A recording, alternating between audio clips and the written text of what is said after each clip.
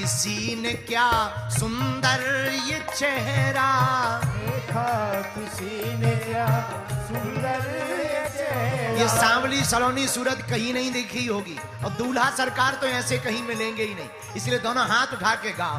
देखा किसी ने क्या सुंदर ये चेहरा, देखा किसी ने क्या सुंदर ये चेहरा। देखा किसी ने क्या सुंदर ये चेहरा।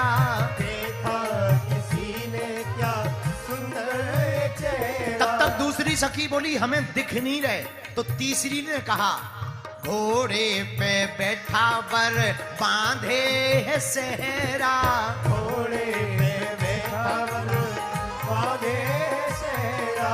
घोड़े पे बैठा बर बांधे है सेहरा, घोड़े पे बैठा बर बांधे सेहरा। टिकी दूल्हे के मुख पे हो, टिकी दूल्हे के मुख पे सबकी निगाह है।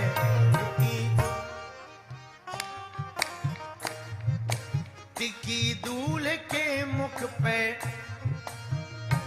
टिकी दूल्हे के मुख पे सबकी निगाह है।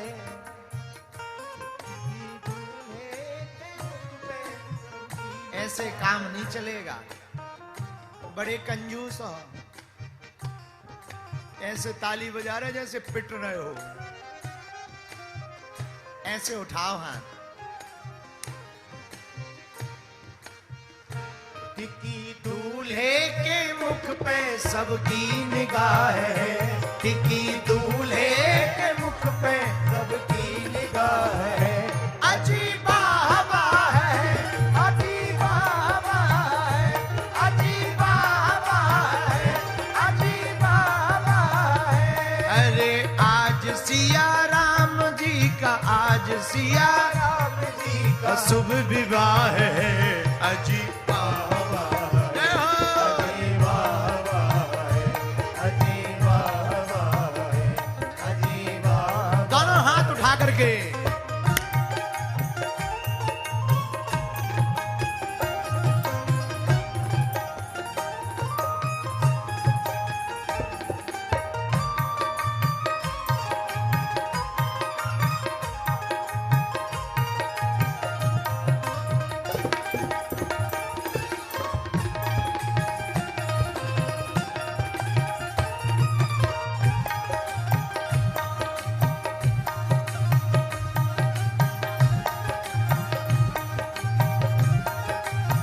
चौथी सखी जनकपुर की शोभा की बात करती है।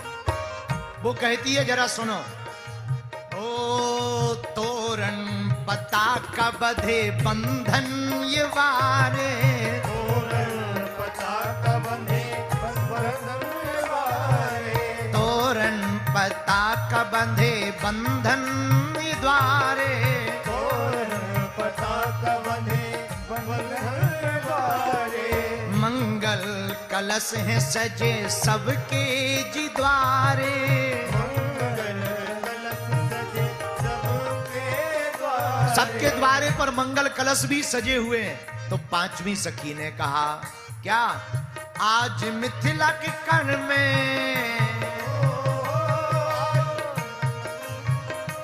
आज मिथिला के कण में, आज मिथिला के कण में भरा उत्साह है।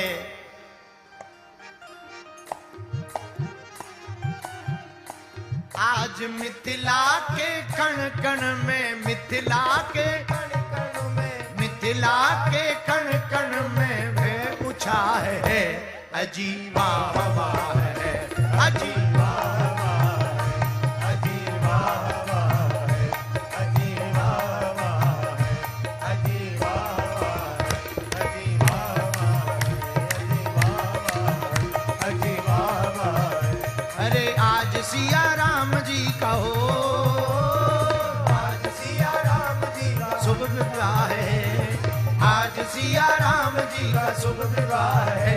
अजीबा हवा है, अजीबा हवा है, अजीबा हवा है, अजीबा हवा है, अजीबा हवा है, अजीबा हवा है, अजीबा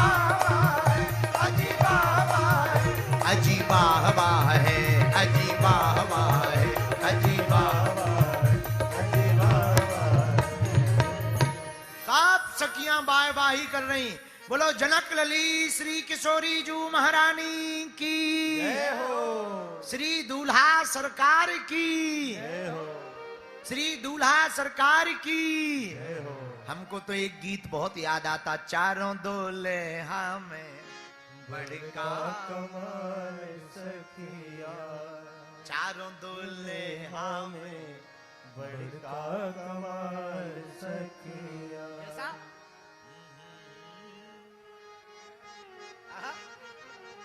साधक गाते हैं, आज मिथिला नगरिया निहाल सखिया, आज मिथिला नगरिया निहाल सखिया। क्यों चारों दुल्हा में बड़का कमाल सखिया, चारों दुल्हा में बड़का कमाल सखिया। माथे मणि मोरिया कुंडल सो। And your name, please? Oops, a lot.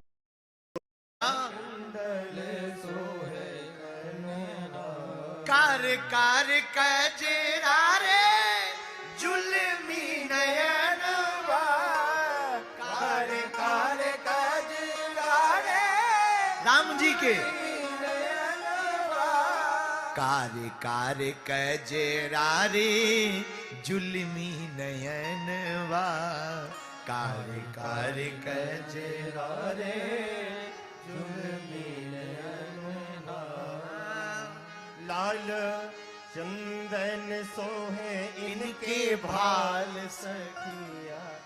लाल चंदन सोहे इनके भाल सखिया। और चार दूल्हा बैठे तो सखियां कहती, चारों दूल्हा में बड़का कमाल सखिया, चारों दूल्हा में बड़का कमाल सखिया, चारों दूल्हा में बड़का कमाल सखिया। दूल्हा सरकार की। जय हो।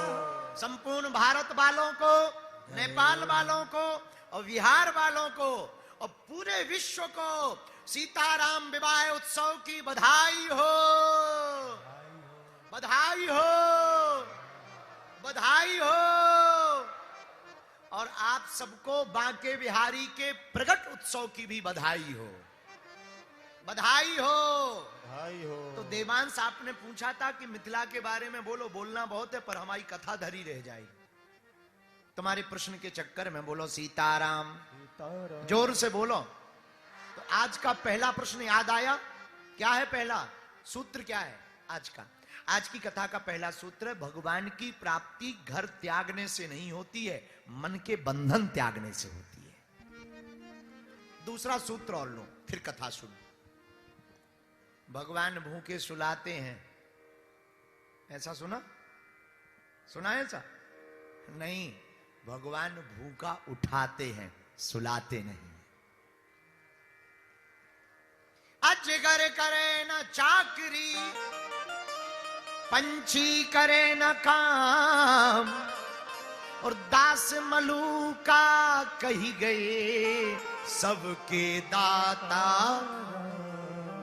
सबको देने वाले राम जी हैं। अजगर कभी चाकरी नहीं करता, पंछी कभी काम नहीं करता, पर भैया कोई भी इस दुनिया में भूखा।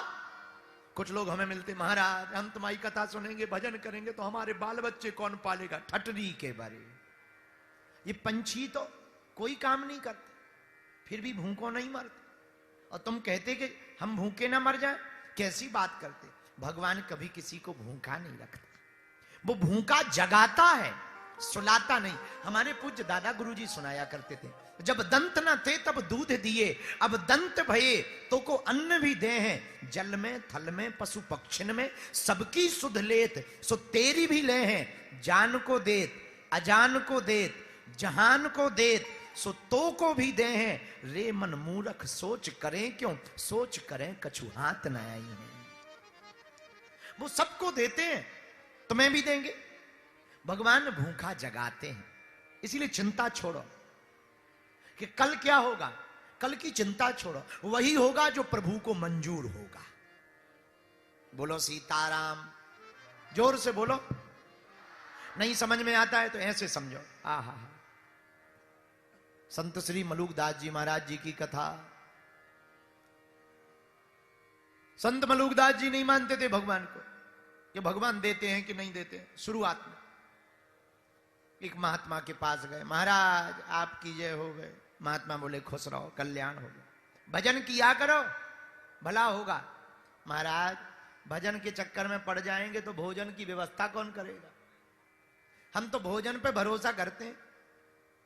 महात्मा ने कहा भाई जिन्होंने दांत दिए वही राम जी भोजन देंगे, रहने दो महाराज, हम जब कुछ करेंगे ही नहीं तो कहां से मिलेगा?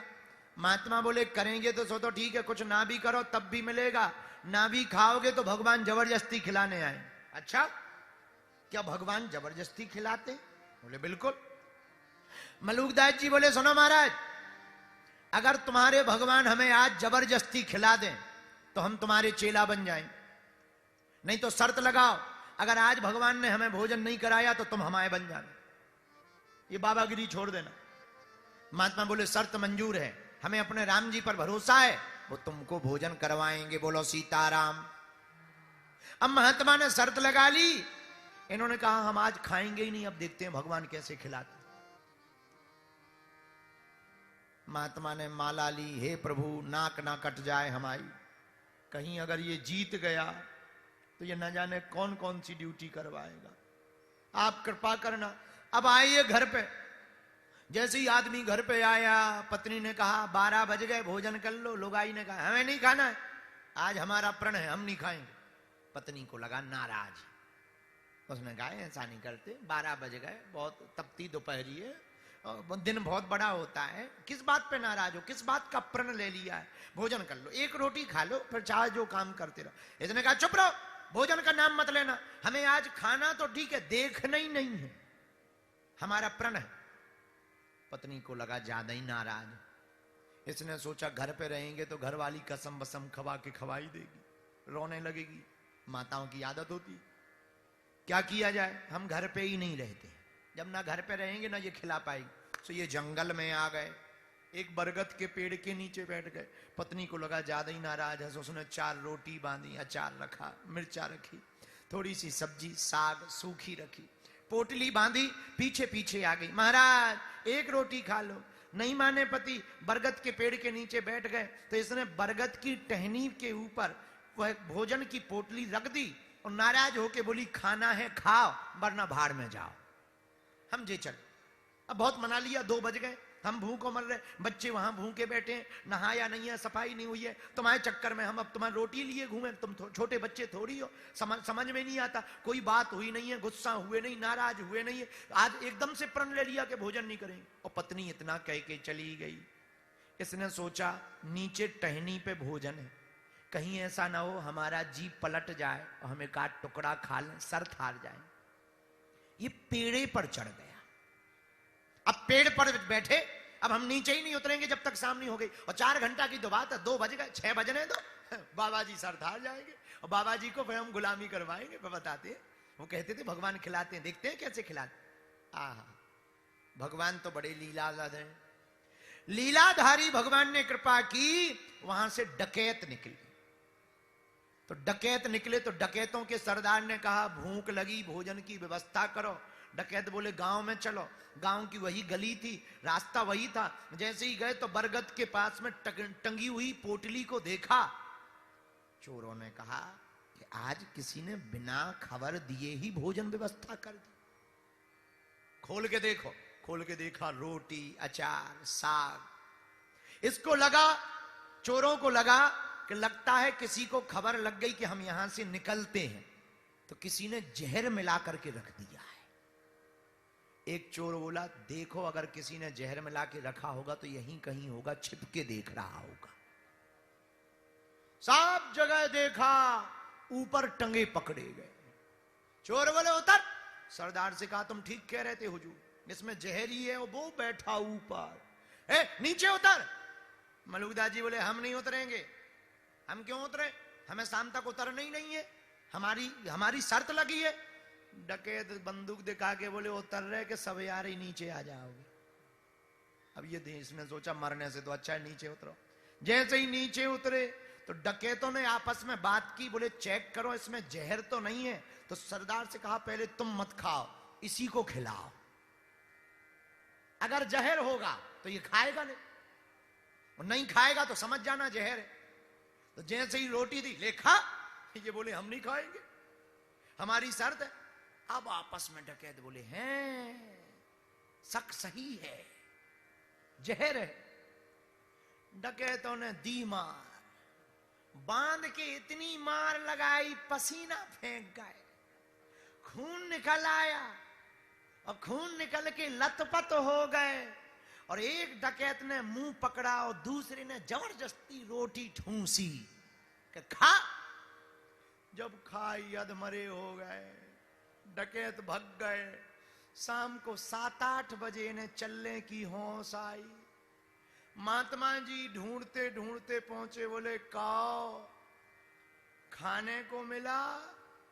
अरे बोले तुम्हारे भगवान बहुत खतरनाक है, खाने को दिया सो तो ठीक है, मार मार खवाया, और इतनी मार लगाई कि हड्डी पसली 300 फ्रैक्चर होंगे कम से कम।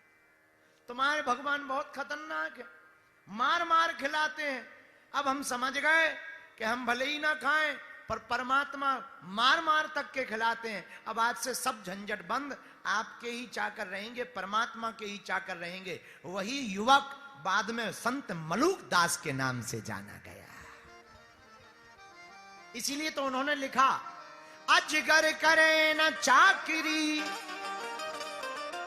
पंछी करे न काम, और दास मलूका कही गए सबके दाता।